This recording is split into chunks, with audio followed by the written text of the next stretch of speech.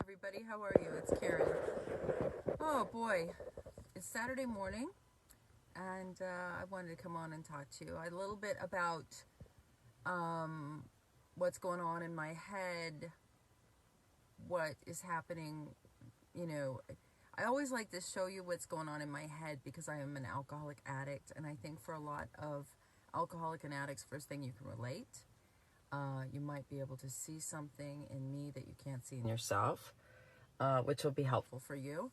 And it also is helpful for the loved ones of alcoholics and addicts because maybe you can get a better idea of why, how our minds work, which we are definitely abnormal. We have an abnormal state of mind and body. We think differently than regular people do, for sure. So I want to talk a little bit about staying sober through this pandemic. Now, when the pandemic first started, I quickly regrouped my life and got a schedule in place. And I shared that all with you. And I made sure that I got a schedule right away because schedule is very important to me. As an alcoholic, alcoholics are undisciplined people. So having some kind of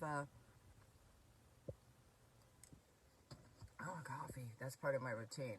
Having some kind of a routine, a method to my madness is good. So when everything went upside down with this pandemic, I immediately had to get a pandemic schedule, something altered. I got that in place, and then I started sharing with you how much it helped me. This is probably what, if you're feeling odd and awful and crazy, maybe get this schedule together. Maybe pick up some new hobbies, stay very busy, get to Zoom meetings, AA meetings, NA meetings, Nar-Anon, Al-Anon, whatever kind of meetings, support group meetings you need. I myself, I think I told you I haven't been around as much because what I did was I could see that my meetings, I'm used to going to 2 meetings a day, one in the morning at 7 a.m. and one at 5:30. And it bookends my day, and I have this schedule. And so without that schedule, I was not doing very well. And so I immediately got our club room up and going virtually on Zoom. And I'm so grateful that I did that. We actually have 3 meetings a day during the week. And there's a lot of new people coming, a lot of old people coming back. And they needed a place to come and an answer.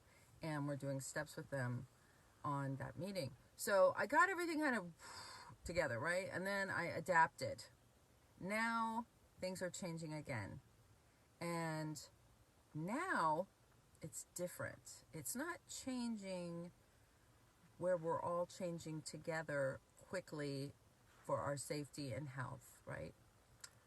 Now we're all changing differently because we're all at different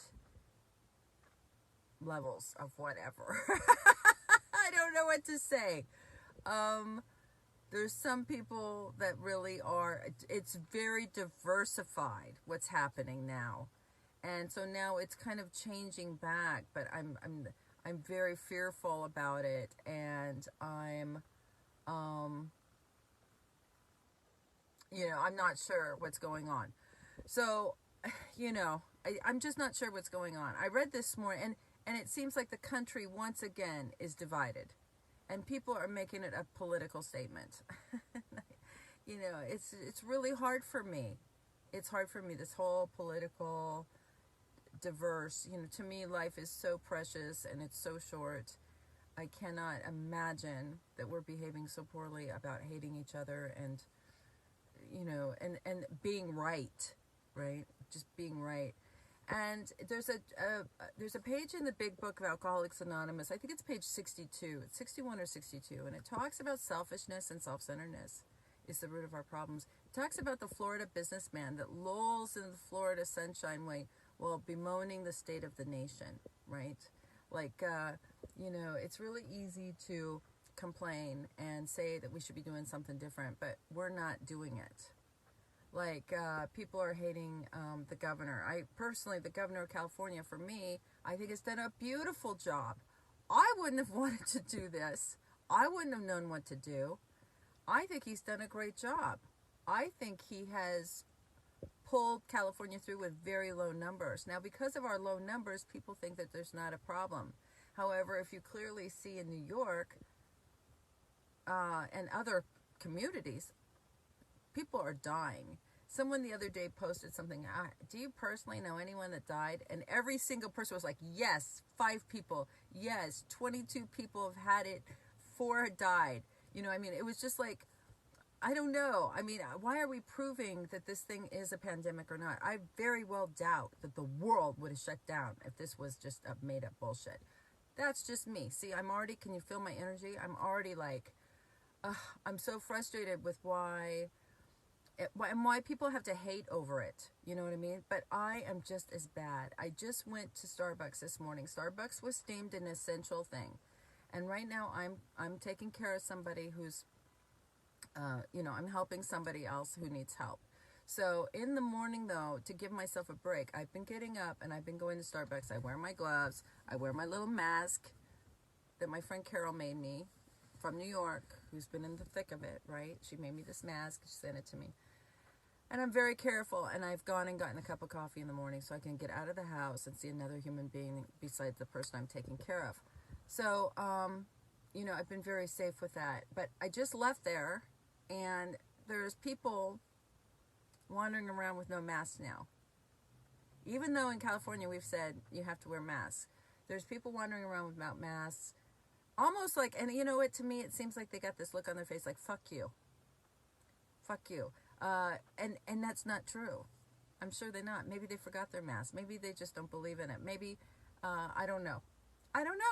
All of a sudden there's like a ton of kids yesterday at the grocery store, all from out of town. Don't know where they're from. Don't know what they're bringing with them. No masks. So I'm having a problem. I have problems. I mean, it's the same as like this whole political thing. All of a sudden my friends are posting things about going to the manicurist and you see these pictures of people at Ross and Dress for Less. Anyway, I've explained the problem long enough here. I've gone on, and I don't need to do that anymore because we all know what the problem is. What's the solution? Oh, the solution. I have to go back to my AA program, and I have to remember that I am the problem. Nobody else is the problem. The people not wearing their masks are not the problem. President Trump is not the problem. Governor Newsom is not the problem. I'm the problem. I live in here. And if this is all whacked out, I'm fucked. Right? I don't have a chance. I cannot get involved in the state of the nation. I can only help and do what I believe from in my little hula hoop, in my space. What is Karen doing today? Karen needs to keep her mouth shut. She doesn't need to tell anybody off at Starbucks about not wearing a mask. Karen doesn't know. Karen likes to listen to the scientists more than the politicians, more than the businessmen. That's just the way Karen is. But Karen doesn't know. This whole thing could be a hoax. I don't know. I don't think so, but I don't know. I don't know if it's been a media ploy. I don't know if it's China. I don't know if there's aliens who plotted this whole thing out for our demise. I don't know. I don't know. I want to say I know. I want to pull out facts and figures, and I want to get really upset about it, but I don't know. What I do know is what I feel comfortable with. I feel comfortable wearing a mask, especially because I'm taking care of somebody that's at risk. I don't want to put her at risk. I don't. I also don't want to disturb my child, who's very disturbed by all of this. And if I was to not wear a mask and not be careful, it would terrify her that something was going to happen to me. There are people that have other issues. Just because you're okay with walking around without a mask or a mask doesn't mean you're right. It doesn't. It means you have the right to do what you want. The job as an alcoholic, for me, is to make sure other people are comfortable. And if the people around me are uncomfortable, if I'm running around nilly-willy with no mask on, I'm going to wear one for them, right? If they think it's stupid and it makes them uncomfortable to have a mask on, I'll take my mask off for them. I am supposed to be thinking less about myself and more about other people. I'm supposed to make things, I'm supposed to be adding to the stream of life, not taking away, not judging, especially not broadcasting what I think out there in the whole world. Nobody wants to know what I think. They don't, right? My unsolicited advice at Starbucks to this fucking asshole is walking around is not helpful, right? The guy who's walking around, he looked deliberately like he was walking around letting us all know he's not wearing a mask, and he was giving change to the homeless people like he was a hero, like we were all videotaping it, going to post it on Facebook. Anyway, that's alcoholism. I'm sorry. I shouldn't have said that. I probably shouldn't even post this because of that, but I'm going to, because you need to know I have sick thinking. I think I'm right and everyone else is wrong. And that kind of thinking is going to get someone like me drunk again. I have got to stay out of the mix. I cannot have an opinion, right? I can vote, but I don't tell anybody who I vote for. I can wear a mask, but I'm not going to make anyone else wear a mask. If I'm uncomfortable around you, I'm just going to stay away from you.